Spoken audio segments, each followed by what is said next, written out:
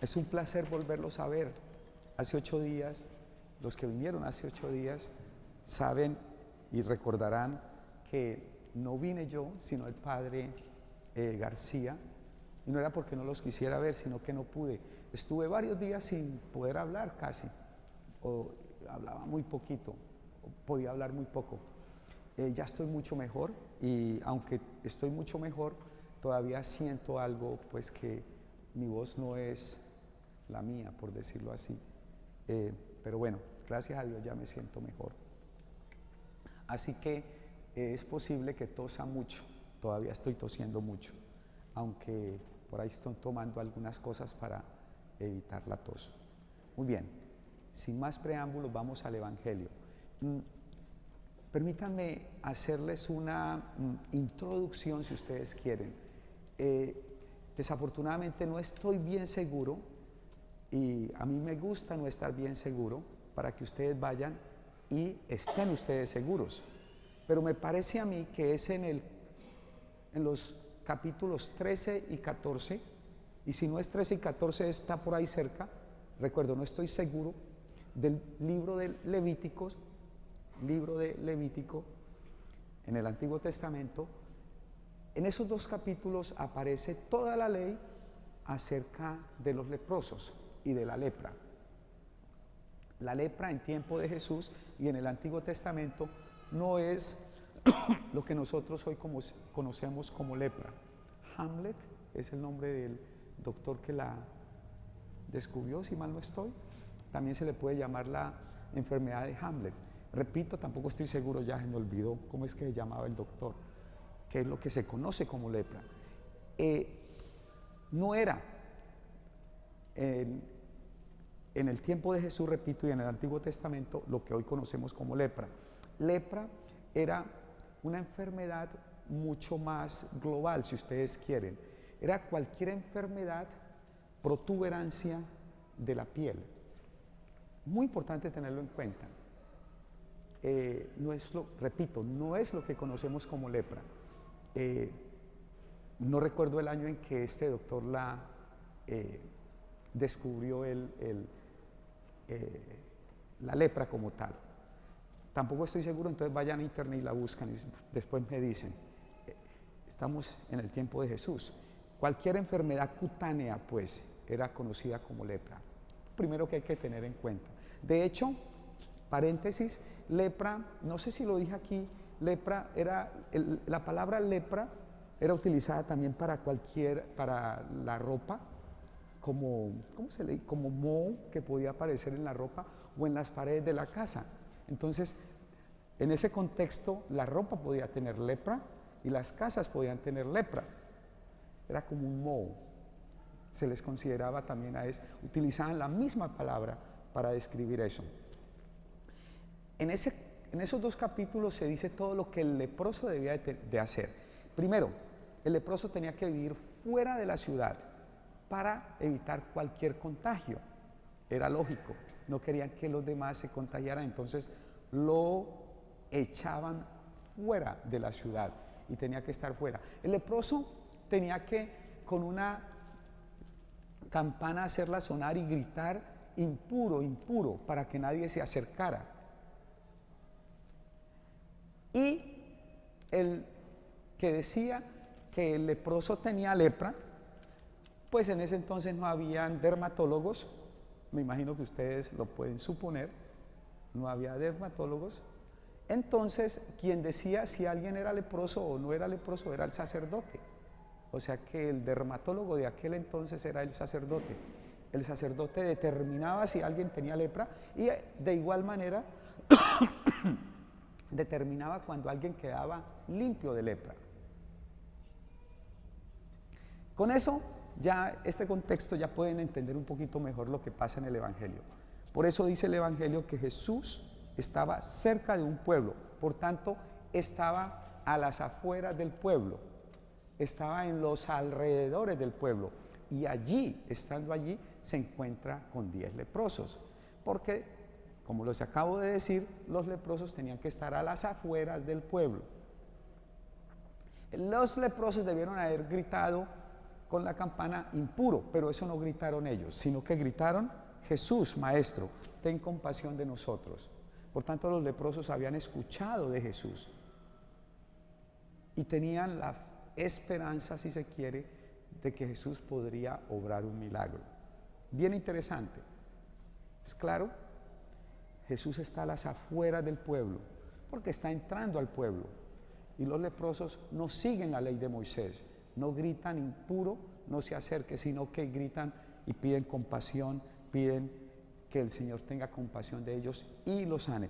Por tanto, ahora sí ustedes pueden entender por qué Jesús les dice: vayan y preséntense a los sacerdotes. ¿Por qué? Recuerden, ¿quién decía que alguien tenía lepra? ¿Y quién decía que alguien no tenía lepra? Por eso Jesús los manda al sacerdote, para que el sacerdote determine que ya no hay lepra. Si ustedes leen esos capítulos, yo les digo a ustedes que lean cosas. ¿Ustedes sí leen en la casa lo que yo les pido que lean? Por ahí me están haciendo cara de que ni siquiera saben yo que les digo que lean. Me hicieron esa cara y ya no me miran más. Lean, lean. En esos capítulos del Levítico, que yo no estoy seguro, pero estoy casi que seguro que es 3 y 14, ahí dice qué tiene que hacer el leproso luego de que quede limpio.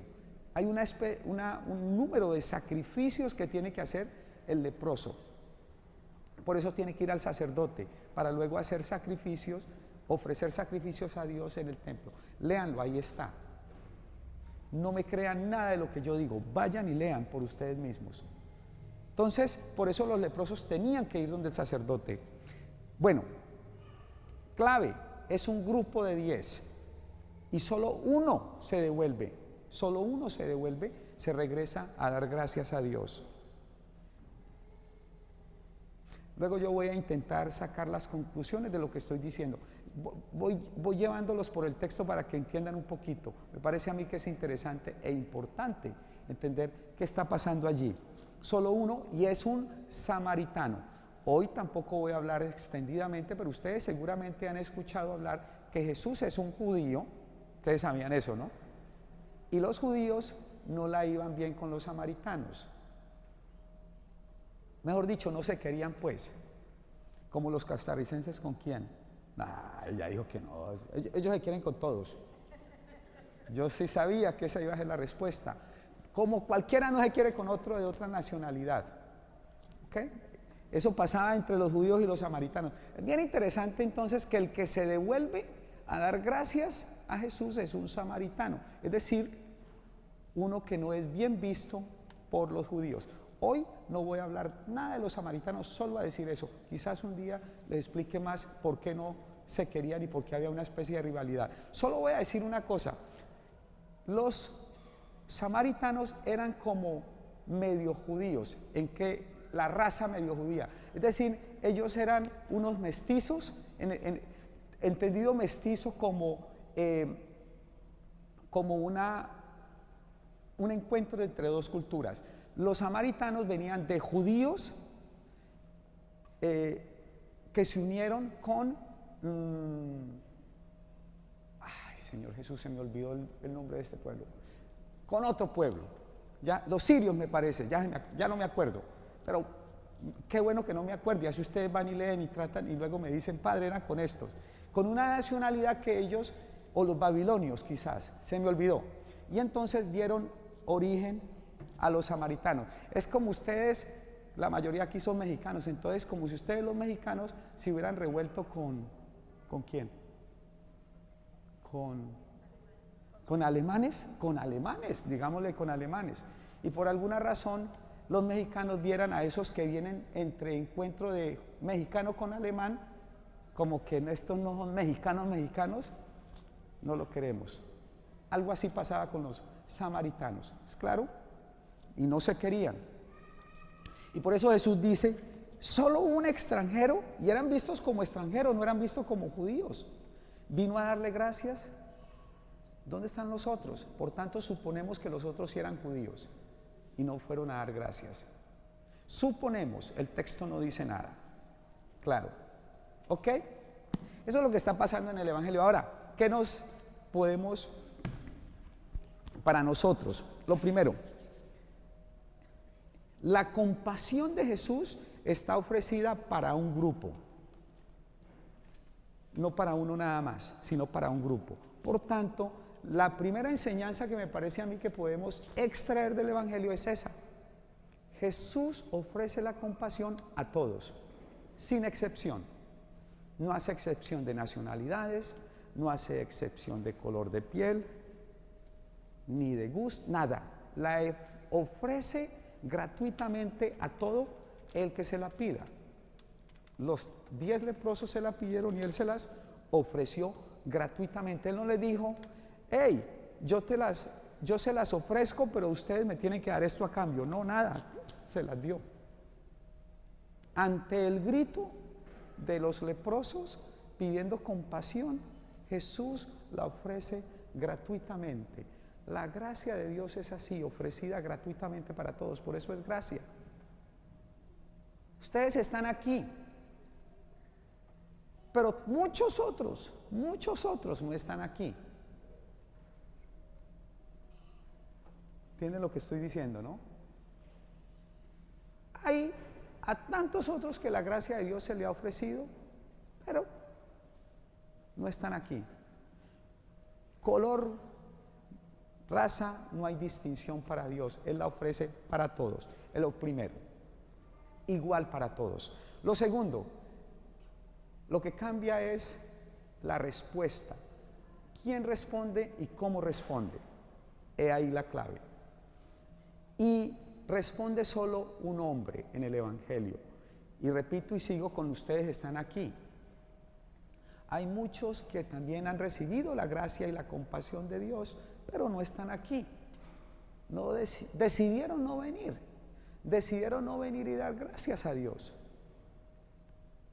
No quisieron, no les interesa, yo qué sé, no tengo una bola de cristal para saber por qué no. Pero hay quienes dicen, ante la gracia de Dios y la compasión de Dios, gracias, y responden a ella, y hay quienes no responden a ella. Así es la vida. Desafortunadamente, no podemos pensar que todos respondan de la misma manera. Y lo tercero es lo sorprendente de quien responde. A veces nos podemos sorprender de quien responde a la gracia de Dios. Yo le voy a poner un ejemplo que quizás yo lo dije aquí, es cierto. Y es cierto, espero que no lo utilicen luego para decirme cualquier cantidad de cosas a mí, como algunos a veces lo hacen. Pero si lo utilizan, pues ni modo. Cuando yo estaba en el seminario hace muchos años, en filosofía, les voy a hablar de lo sorprendente que es de quién responda a la gracia de Dios. Muy bien, con un ejemplo de mi vida. Ustedes lo podrán también ver quizás en su vida. Muchos años yo estaba muy joven. Digo muy joven, es decir que todavía estoy joven, pero era que antes estaba muy joven.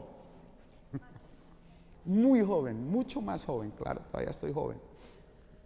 Entonces estaba en el seminario de filosofía, la primera etapa en el seminario.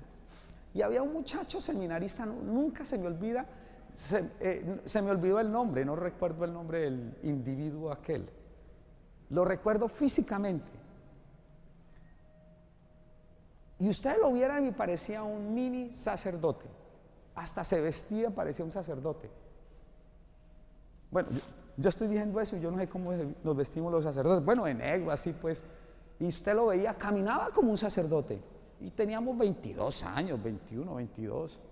Yo era un muchacho, yo que iba a caminar. Yo caminaba y actuaba como un muchacho de 21 años. ¿Sí me hago entender? El tipo no. Actuaba y vivía como un sacerdote, o sea, como más viejito. Chistoso, hasta me parecía gracioso a mí. Y resulta que un buen día lo sacaron del del seminario. Yo veía al individuo y para mí ese era el prototipo de un seminarista. ¿Sí me hago entender? Yo dije, bueno, pues si sacan a ese, pues uy, mi chica, me van a sacar a mí cuando. Yo, pero bueno, pues ni modo, así es la vida. El individuo lo sacaron. Es decir, él no se salió, lo sacaron, que quede claro. Muy bien. Es decir, le dijeron, váyase. Él no dijo, yo me voy. No, le dijeron, váyase. ¿Por qué? Pues yo que voy a saber por qué. Entonces yo dije, ay, hijo de mi chica, es una expresión colombiana muy mía, pues. Eso no es grosería, para que no vayan a ir, el padre está diciendo grosería. No es grosería, yo ni sé ni qué es eso es hijo de mi chica. Bueno, decimos así. El individuo se fue y volvió al tiempo, al seminario, y yo lo vi, él me vio, y yo, ¿qué más, hombre? Y me dijo, ¿qué más? ¿Usted todavía aquí? Y yo le dije, sí. Dijo, no lo puedo creer. Yo no, yo tampoco. Le dije yo. ¿Sí me hago entender? A veces uno se sorprende quién y por qué. Es sorprendente esta persona, ¿por qué? Bueno, él se sorprendió y yo la verdad también. Nunca creí, pues cuando lo vi salir a él, yo dije, pues yo seré el próximo, por ahí que me voy, pero pues no importa, me voy. Si así es la vida, si eso es lo que quiere Dios. Pero la gracia de Dios tiene esa connotación. Nos podemos sorprender de quién responde a la gracia y de cómo responde a la gracia. Y a veces eso lo pueden ver ustedes en su vida. En el Evangelio de hoy pasa eso. El que menos esperaba resultó respondiéndole a Dios, y era el samaritano. Los otros 9 quizá, repito, el Evangelio no lo dice, pero quizá eran judíos y se suponía que ellos estaban más aptos para responderle a Dios, pero ellos no respondieron. El que respondió fue el que menos se esperaba, el samaritano. A sorpresa, a sorpresa. Eso es lo que nos dice el Evangelio. Dios nos da la gracia y su compasión a todos. Algunos responden, otros no responden. Ustedes, felicitaciones, están intentando responder. Estamos intentando responder. ¿Somos los mejores? No. No. Solo estamos intentando responder. Aquí estamos. Muchos decidieron no responder. Por ahí me decían antes, el clima está rico como para un asado, yo qué sé, sí o no. Mejor estar en el asado que en la misa quizá, o yo qué sé. Pero no responden, y otros sí respondemos, o estamos intentando responder. Pidámosle al Señor entonces que ante la gracia que Él nos ofrece diariamente y gratuitamente, ante la compasión que Él nos ofrece diariamente y gratuitamente, nosotros podamos responderle o intentar responderle. Y pidámosle al Señor que nosotros podamos sorprender al otro y que el otro diga, esta está yendo a la iglesia, está respondiendo, mire. Yo que creía en la iglesia, servidor, servidora, ¿desde cuándo acá? ¿Sí me hago entender? Que podamos sorprender a los otros con la respuesta, con nuestra respuesta al Señor. Que así sea. Pongámonos de pie, profesor.